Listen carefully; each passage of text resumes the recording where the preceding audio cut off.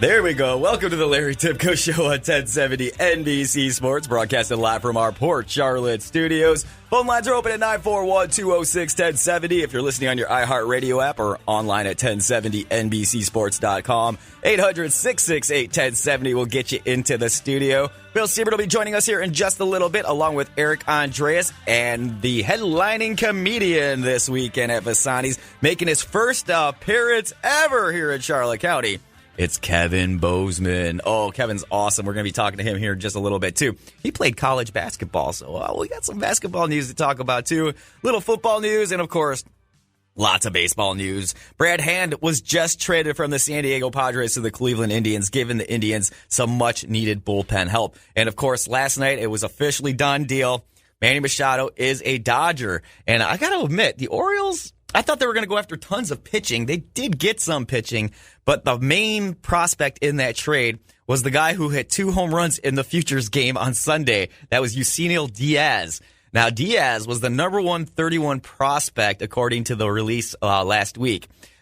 He's not bad. He's got some impressive ability. He's got to make some adjustments, but if you look at his minor league numbers, he's been a very good hitter, quality athlete, smart player. I think he's going to be a solid, well-rounded player who's going to have some power in the next year or two for the Baltimore Orioles. Not a bad deal there. They did get some pitching, not as much as we thought they got. Dean Kremer and Zach Pop Pop was drafted in the 7th round last year. He was coming off a forearm scare at Kentucky. They call him a prototypical 2-pitch reliever. So they pick up a reliever with a fastball up to 97 miles an hour. And then they picked up Rylan Bannon. He took the Cal League by storm this season. He was an 8th rounder last year. Strong college performer. They say he's a strong athlete for his size. Stop me if you've heard that before. So they did all right. I think the Orioles did all right. Well, these guys translate to major league players. The way this deal breaks down, it says that Diaz has a really good chance of making the roster. The other guys are going to be tweeners. So overall, did the Orioles get the best deal they possibly could have for Manny Machado? I'm hearing rumors out there that the Yankees actually had a better offer, but the Orioles didn't want to make that deal. So I understand flipping him to the National League and getting him as far away from Baltimore as possible. But how does this impact the Dodgers' ability to make another big trade? Well, they didn't take on any of Manny Machado's money. $6 million of that deal. Big deal. That's great on that front for L.A., and they didn't get rid of one of their top pitchers either. So they still have a chance to flip him for somebody if they need him, right-hander Dustin May. But what do the Dodgers need now? Maybe another pitcher? I think they're pretty much set now that Manny Machado is playing shortstop. They can move Chris Taylor back to the outfield. Mike Muncy can play second base. So I think that solidifies the team a little bit better. But we look at who's next to be moved. Apparently, it was Brad Hand. I'm a little surprised by that. I thought Jeremy Familia, the New York Mets closer, was going to be the next guy to be dealt. But there is a little bit of concern with Familia's, too, because he already has a couple of PED suspensions on his resume, and I believe if one more PED suspension, and he will be done with his major league career. So look out for that. But there's a lot of teams out there that are going to be making some moves here in the next 10 to 11 days. The Texas Rangers are one team that comes to mind right off the bat. I know they're not going to trade Rougned Odor. He's really bounced back this season. But look at Joey Gallo. I mean, this guy is a monster power hitter, capable of hitting 40 home runs a season, but he cannot get past the Mendoza line, and it seems like his development is kind of stymied here this season. Maybe he needs a change of scenery.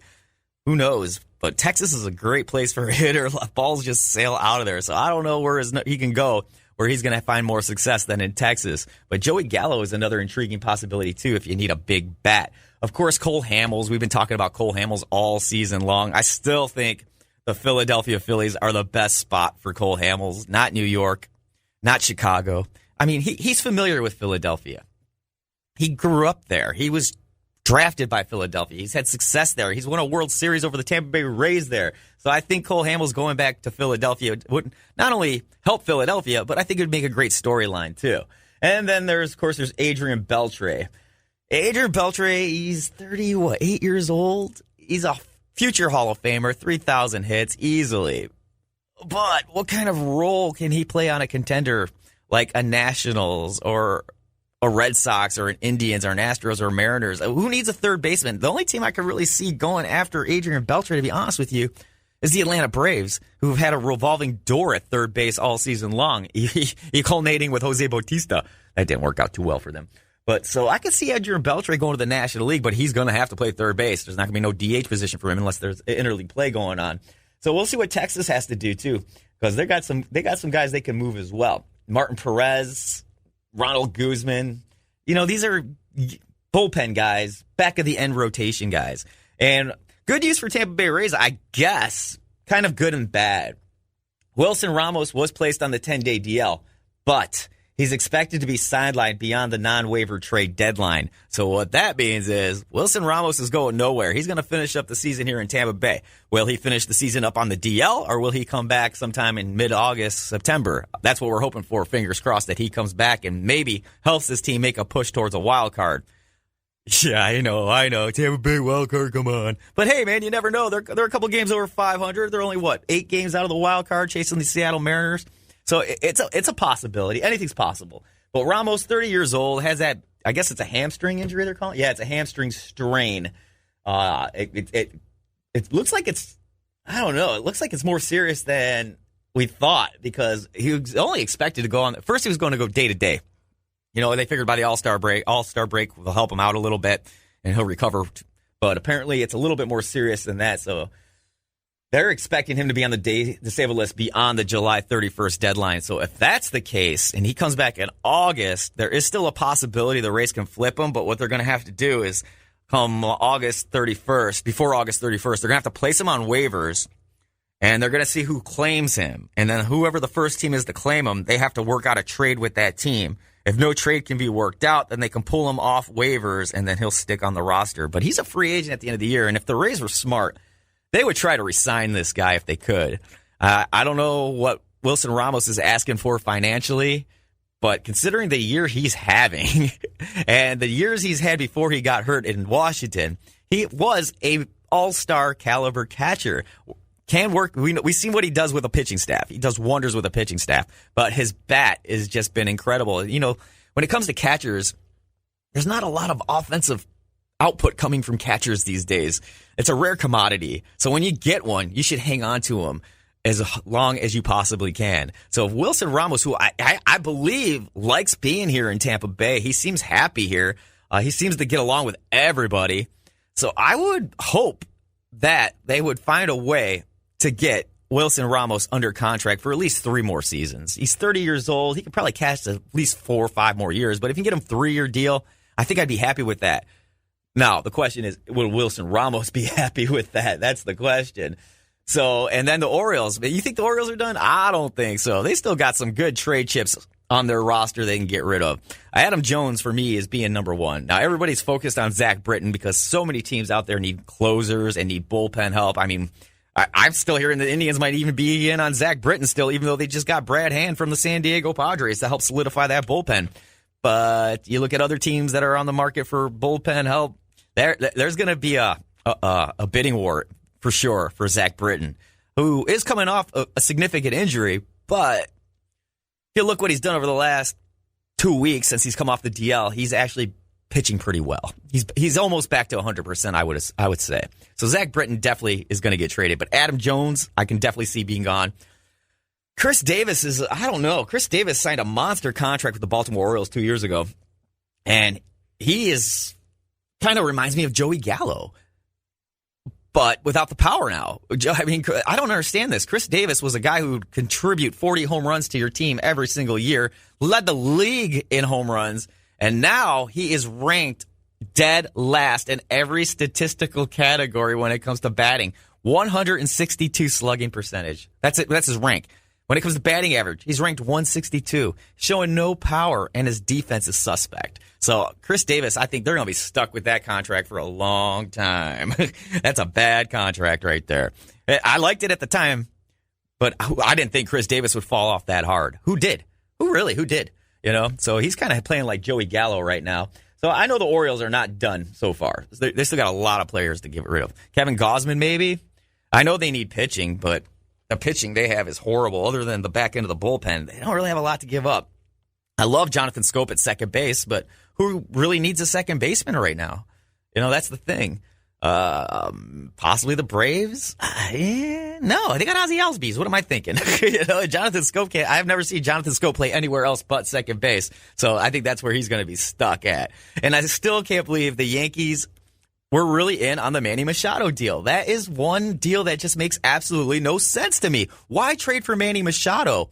You've got Andujar playing third base very well. You got Didi Gregorius playing shortstop very well. A lot cheaper to keep these guys in-house than it would be to trade for Manny Machado, who's only a rental. After the season's over, he's going to be a free agent, and he's going to test that free agent market. You got to be a fool not to. You're 20, You're going to be 27 years old, and you're hitting the peak of the free agent market. It's between you and Bryce Harper. You'd be a fool not to try out or not to test out free agency. I'm thinking Manny Machado might even actually get more than Bryce Harper. If you look at their careers, I'm going to have to say Manny Machado has outperformed Bryce Harper. Yeah, Bryce Harper got an MVP to his credit, but come on, that was in the National League. Look at the talent in the American League compared to the National League. If Bryce Harper played in the American League, he'd probably be 7th or 8th in the MVP balloting. Is that too far down? Okay, 6th or 7th. All right, there we go. But I don't think he'd be a top 5 contender, especially look at the last 2 years. And definitely this year, for sure. Manny Machado is definitely better than Bryce Harper at this moment right now. And over the last 3 years, I'd say, this is a guy who can play the infield. He can play third base. He can play shortstop. And we talked about this with Bill the other day. A shortstop is the best athlete on the field. They don't have to be pigeonholed to one position. And with Machado, the Dodgers already told him, you're not just going to play shortstop. We're going to give Justin Turner some rest. You're going to play some third base. So he's going to be playing multiple positions, shortstop and third base for the Dodgers.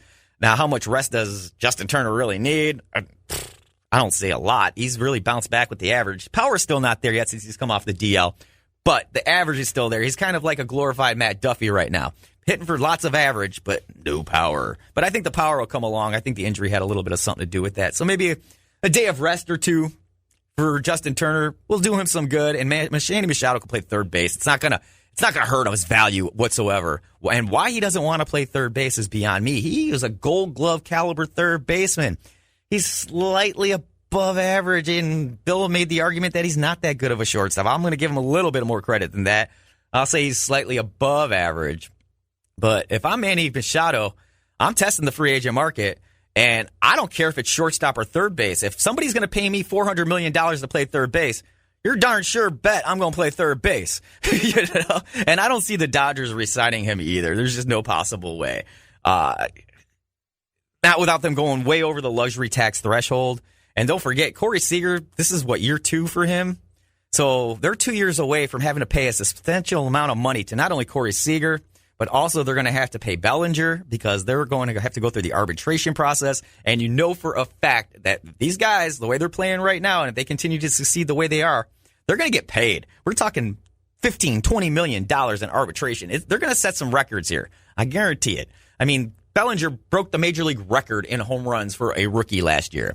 He's had a little bit of a down year this year, but he's still hitting with some power. He's still playing. He's still starting. There was talks in late April, about moving him down to the minors just so he can, reinvent himself a little bit. Didn't need it. He just played through the problem. So I got to give the Dodgers credit on that and not demoting Clay Bellinger. So letting him play first base.